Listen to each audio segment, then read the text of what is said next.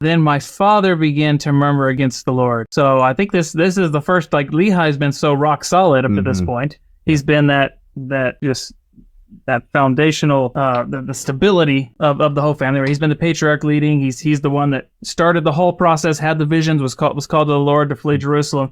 And now we see Lehi being a man, being mortal, having weakness. And, just, of course, Lehi was of age, right? He was older, probably having a lot of physical pains on this journey. He was probably going through a lot of physical trials as well as just the emotional and spiritual trials. And he would have been feeling like we feel so often, where I'm doing all that the Lord has asked me to do. And today we'd say, I have a calling in church. Maybe I serve in the temple, or maybe I go to the temple regularly. I'm paying my tithing. I'm giving a generous fast offering. I'm doing my ministering. I'm going above and beyond to volunteer whenever there's something that needs to be going on. And so we just instinctively develop this feeling and this attitude of, okay, this must mean I shouldn't have to suffer. I shouldn't have to go through these trials. And so it's very natural for Lehi to feel that way. What more could I sacrifice? What more could the Lord ask of me? And now this. Now we're barely surviving as it is, and now we don't have any food. It's very relatable what Lehi was feeling going through this particular incident here. And so what do we see? So Nephi has to step up.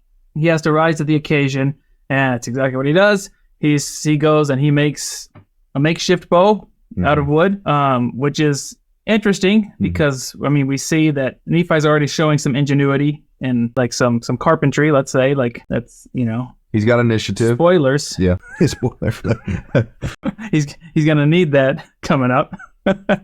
So he makes the bow. He also armed himself with a sling and with stones. And then he went to his father and said, "Where will I go to obtain food?" So Nephi sets the example. He gives the example and honors his father. Yep. He honors the patriarchal order of the family, goes to his father. And Nephi's example humbled his father. Yeah. That Lehi immediately recognized that his attitude had been incorrect. And the voice of the Lord came unto my father, and he was truly chastened because of his murmuring. It's interesting here, though, as well. Nephi's example here, he took what he had available, the best he could. This may not have been the greatest solution. It may not have appeared on the outside that this was going to be overly successful. But his efforts, his works, were as good as he could do given the circumstances and the conditions that they found themselves in. And, given where they were in the wilderness, there's a really good chance there wasn't a whole lot of really good solid wood for bows or really good wood available for arrows. Who knows where exactly they were at this particular moment, but everything is kind of sparse in the wilderness and in the desert that they're going through. It was enough. The Lord consecrated his efforts and magnified those efforts so that he could then go out and do something about it. And that's a lesson for us, right? What do you have available?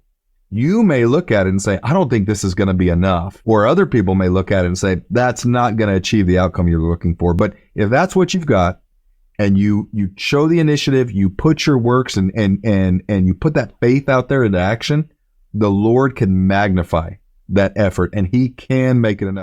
Thank you for watching. If you found this content spiritually enlightening, please like, comment, and subscribe.